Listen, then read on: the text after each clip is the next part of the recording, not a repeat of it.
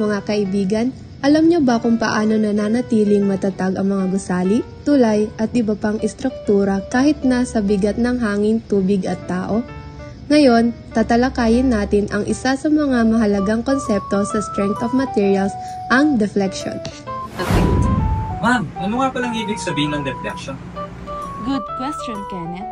Ang deflection ay ang pagyuko o pagbabago ng hugis ng isang beam, poste o anumang structural member kapag ito ay nakakaranas ng bigat o load.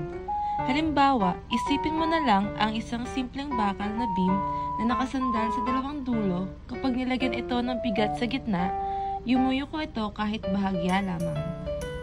Tulad nito, kapag may bigat na inilalagay sa gitna ng beam, magkakaroon ng deflection o pagyuko. Nakadepende ito sa tibay ng beam, ang haba nito at gaano kabigat ang inilalagay na load.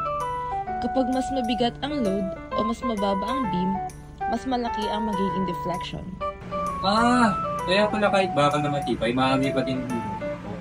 Kasi, kapag sobrang bigat. Tama ka, Kenneth. Maraming factors ang nakaka-apekto sa deflection. Narito ang ilan sa mga pinakamahalaga. Una ay, ang length ng beam. Mas mahaba ang beam, mas malaki ang chance na ito ay yumuko. Pangalawa, uri ng material. Depende sa tibay ng materyales, ang bakal, halimbawa, ay mas matibay kaysa sa kahoy. Pangatlo, laki ng load. Mas mabigat ang load, mas malaki ang deflection.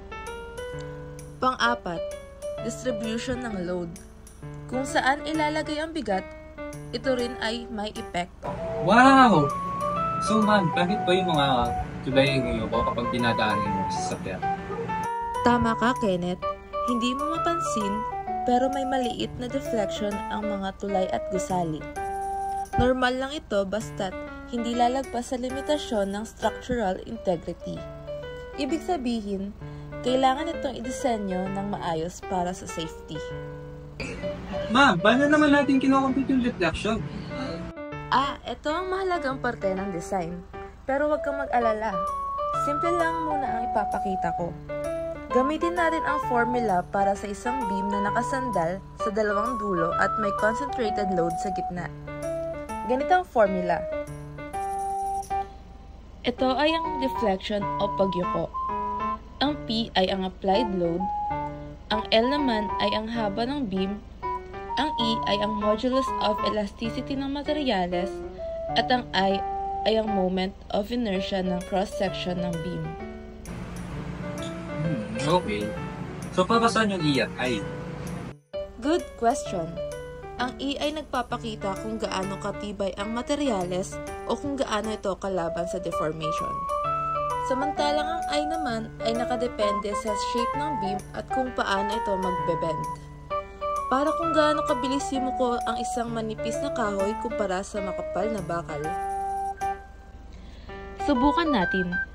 Kunwari may beam tayo ng 4 meters ang haba at ang applied load ay 500 newtons.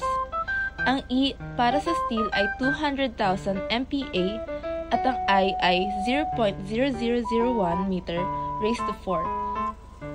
I-substitute lang natin sa formula.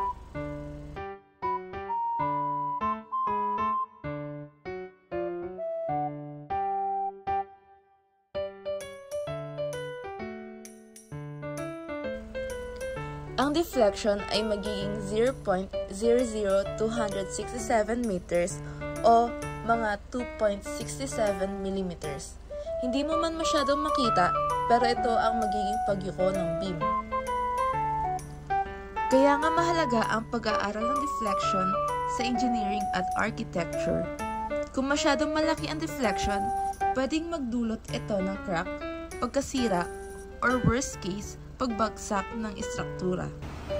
Kailangan talagang alamin ng mga architect at engineer mga limits ng deflection para siguradong ligtas ang mga building at tulay.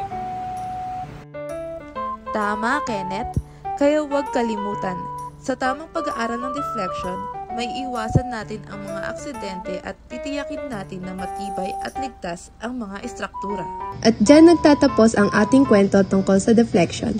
Tandaan, laging magsaliksik at mag-aral para maging mahusay na architect or engineer. Hanggang sa susunod nating aaralin. Paalam!